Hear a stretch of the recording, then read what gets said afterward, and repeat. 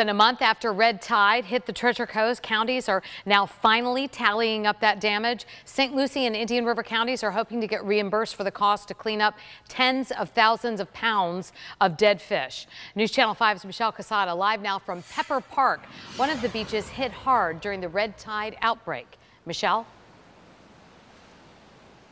Kelly, St. Lucie County spent 5 days cleaning up about 100,000 pounds of dead fish north of the Fort Pierce Inlet. The money they used came from Solid Waste Authority funds they're hoping to get back from the state.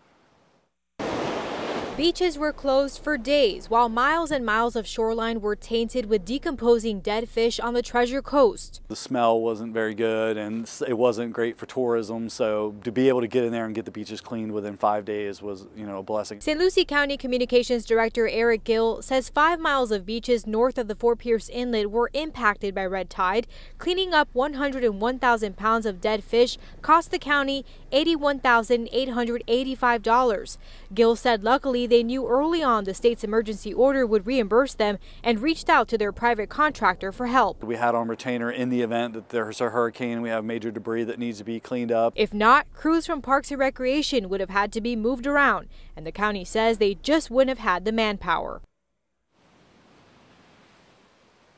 Now, Indian River County also submitting its numbers to the state. They spent 2 weeks cleaning up 160,000 pounds of dead fish across 22 miles of shoreline. The total cost of that was $120,000.